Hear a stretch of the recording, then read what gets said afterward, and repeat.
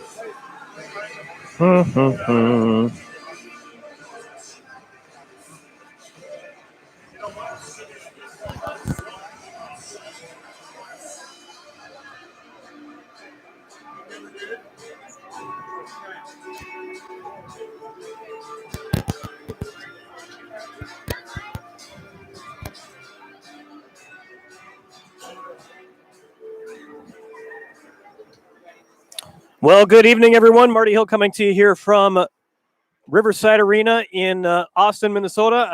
And we are about 15 minutes away from puck drop here for this game between the Wilderness and the Austin Bruins. These two teams met on Wednesday night in the annual Thanksgiving appetizer. The Wilderness coming up winners in that game by a final of 4-2. And a big win for the boys as that put an end to a 3-game losing streak. And coming off of a break, very important to start things off on the winning side. The Bruins coming into this game with an 11-8-4 record on the season, and with 26 points in the Central Division. Currently in 5th place, they're right 1 point behind the Wilderness, as the Wilderness were able to leapfrog them with that victory on Wednesday night. And looking to get back on track here in their home building. This is the last meeting between these two teams here at Riverside Arena this season already. This will be game number 24 on this season, and already finishing up the 4-game slate here in Riverside Arena. 2 more games next month in Cloquet will round out the season series between these two teams. The Bruins saw one very strong second period in that game on Wednesday night. First and third periods they were not happy with. It was Dante Sheriff getting both their goals, and those goals came in the second period. And head coach Steve Howard hoping to see more of that tonight. They are going to see a lineup of all Swedes in the game tonight, which is interesting. Hugh Quinn was one that they just recently picked up from the Springfield Junior Blues in a trade, and he's going to be on a line with Oscar Stahl and Kevin Gabor. Quinn will be centering that line, so it'll be interesting to see how that develops. Brett Miller is back in goal. He's been very strong for this team since he came back from the USHL earlier this season, and looking to see if he can get back on track. They were not happy with, there was one goal that I'm sure he wanted to get back from that game. The very first goal the Wilderness scored off of a ricochet off the end boards that just deflected behind off of his feet into the net.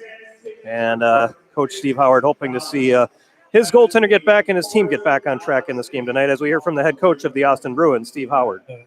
Wednesday, you've had a terrific second period. The first and third periods were a little rough. Your thoughts on that game?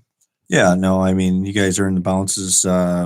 First goal goes in off the back wall, over our goalie's stick and in between his legs, lays there, and you get that one. And then, obviously the tying goal goes in off of, maybe even our guy. I couldn't really tell in the video, but just guy sleeping on the draw, and took advantage of a couple opportunities. And, that's the game of hockey. And, unfortunately, we ended up on the losing end, but, it's time to rebound back and see if we can do a little better tonight. Yeah, you look at that goal, that first goal, and you take that away, and it's you're actually ahead going into the third, and with that, it's a 2-0 lead, and I mean, I'm sure that's something that Brett Miller probably would have wanted to take back. Yeah, I'm sure he does too. I mean, but hey, those things happen in hockey. You know, it's you're always chasing perfection, but it's never perfect. And you know, going ahead, you guys have been persistent, and you guys have managed to come from behind in the period a few times against us. So,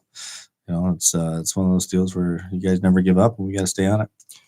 Dante Sheriff seemed to really enjoy that big ice sheet on Wednesday night. He came through for you pretty well. Yeah, no, he was having a good game. That's for sure. And you know, that's one of those scenarios where you give that kid some space. You know, he can make some plays. That's for sure.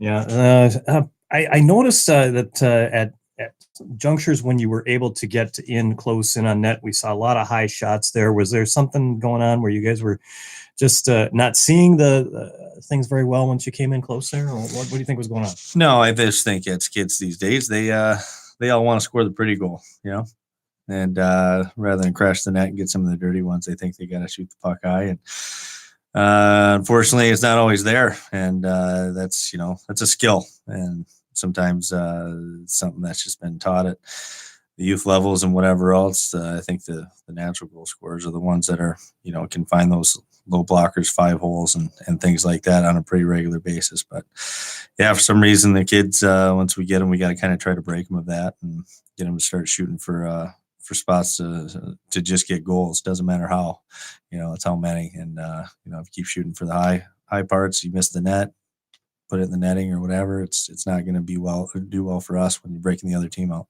I'm sure. Then looking at your lineup tonight, you've got your 3 Swedes all on one line, and so looking to see what kind of chemistry can develop there. It looks like. Yeah, we thought we'd throw you guys for a loop. We just told them to speak Swedish the entire time while they're on the ice. So, yeah, no, I just thought we'd try to give them a crack together and see what happens here. You know, 2 of them are 20-year-olds that played in the league floor, and Kevin Gabor is you know, a newbie this year, but his brother played here a few years back. So we're trying to get him going. He can score. He's just he's one of those guys that you know, he doesn't speak really, really good English. So hopefully the other 2 can help him out on the ice and kind of communicate with him a little better, so he knows where to go and what to do. All right. I wish I had a comeback that was in Swedish there, but I can't think of one right now. So then keys for victory tonight. What do you think you got to do? We just got to stay on it. You know, I think we got to